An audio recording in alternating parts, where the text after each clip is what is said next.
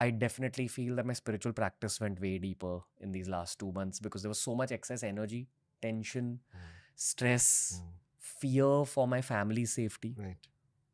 All of these things poured themselves into the practice. And before all this happened, I was very, very exhausted with work because we were shooting every day.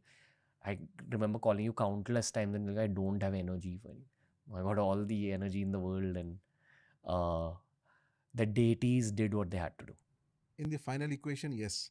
So, in the final equation, the whole bottom line gist of devotion to the devata, to the ishta devata, to the deity you worship, is to believe that everything, whether they are directly instrumental or not, regardless of that, without analyzing, कि जो अच्छा हो रहा है, जो बुरा हो रहा है, everything is by their will.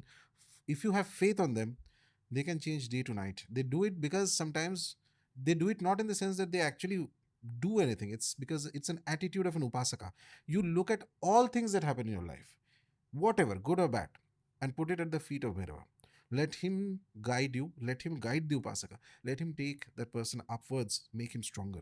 Because the whole purpose of the human birth, and if I take a broad philosophical view, is because we call in the Shastras, we call this as the Mrityu Loka, the plane of death. It is everybody who's born here, leaving aside the avatars of Vishnu, Bhagavan Vishnu, pretty much everybody will make some of the other mistakes. It is natural, it's human to make mistakes. But what is important in the way that the devatas look at it, they don't care so much about the mistakes if you rectify and if you are ready to put in that effort. Then they can open up infinite number of things for you, take you to places that you could not even imagine were possible.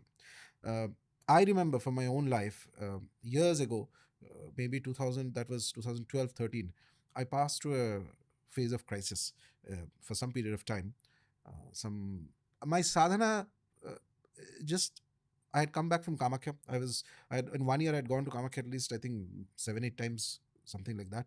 And I came back, and I figured suddenly that some things have happened in my personal life because of which I suddenly found myself without a single friend, and sort of booted out of the city of Mumbai. I had to leave hastily, look for a job. I shifted to Pune after that for some period of time. It was a stressful period. I won't go into details. Now, when I look back, the details are irrelevant. But what it did was that the sadhana became far more deeper, much more deeper. Your contact with the deity. Sometimes Sri Aurobindo used to say, pain is a way by which God makes you remember Him.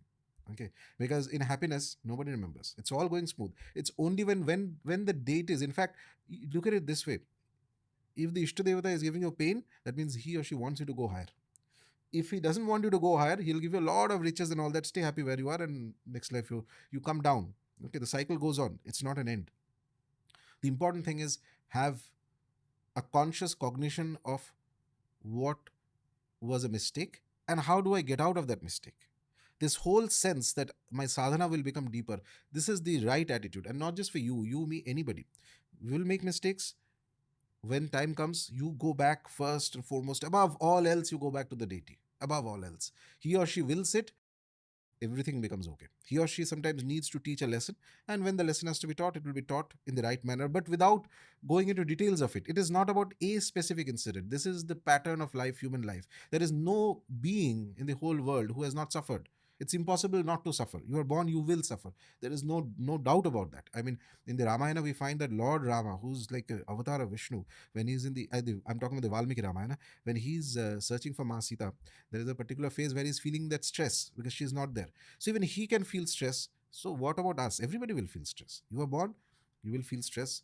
Important thing is to have that cognition ki, okay, I have made a mistake, I'll recover from it. And first and foremost, of all people, of all things, only the being to which you need to apologize first and foremost is to the devata. Bas, he, I made a mistake, you confess and you apologize. And then you see that that's what I tell everybody, that you're, as an upasaka, you start thinking like an upasaka. Everything you put at the feet of the deity, everything you put at the feet of Bhairava, and he will pull you out from everything. He will teach you what needs to be taught, and then he will take you even higher. The good he will give, the bad he will give. And this sense, when it comes internally inside, deep inside, that becomes a like of oneness. You see that everything is his doing.